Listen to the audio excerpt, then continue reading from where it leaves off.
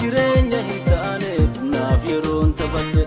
jiruuf jireenya fooyyessuuf biyyaa bahee baqadhe jiruuf jireenya hin taaneef naaf yeroon taphadhe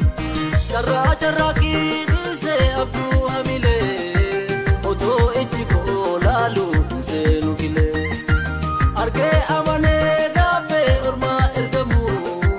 biyyee biyya koo dhiiseen godaanu lemu.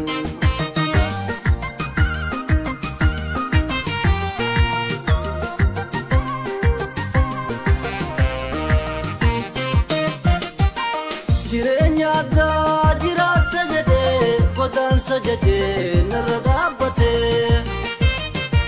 taphaa fi dhalaan hin jirree fuudhee gaafalni daraa sunna yaabbatee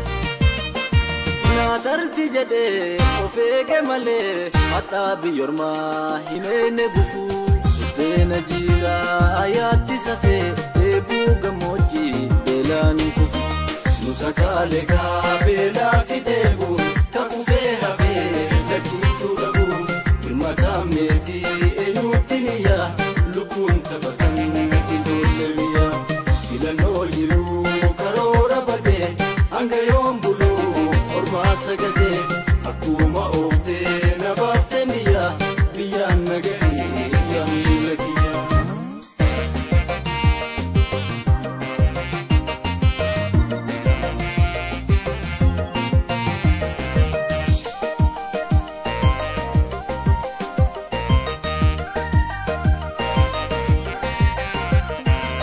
Jiruuf jireenya fooyyessuuf biyyaa bahee baqadhe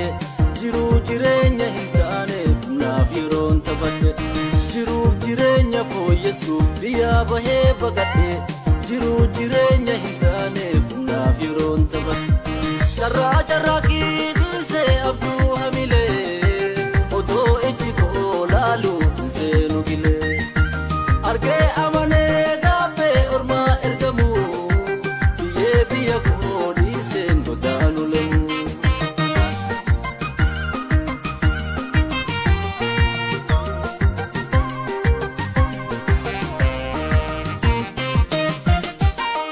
Fataalilaa shammataa bitee sumii godaansaa nu keessa naqee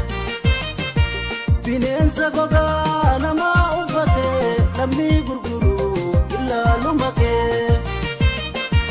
barannee jennee otoo fin ergin godaansa goonee furmaata rakkoo humnaa beekumsi ormaan ijaarre nu seene sunoo nu gaafa tokko isaaniitituu baqaan faca'ee ilmootu haadhaa abbaaf dhama'ee du'aa gudeetaa marareen qabne qaamaa fi sammuu kikichuu dhabne isaaniitituu baqaan faca'ee ilmootu haadhaa abbaaf dhama'ee du'aa gudeetaa marareen qabne qaamaa fi sammuu kikichuu dhabne.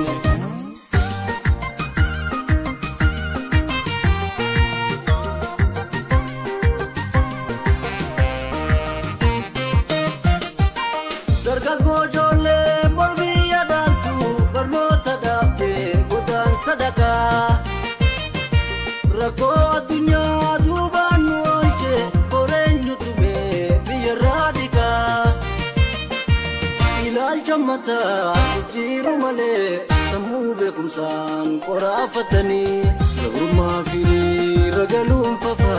qabeenya dheedhii qoraafatanii. Kabaatus jiruun qormaata gufuun dadhabbii malee milkiin hin dhufu karoora tolchee raawwii gabbisa waanjoo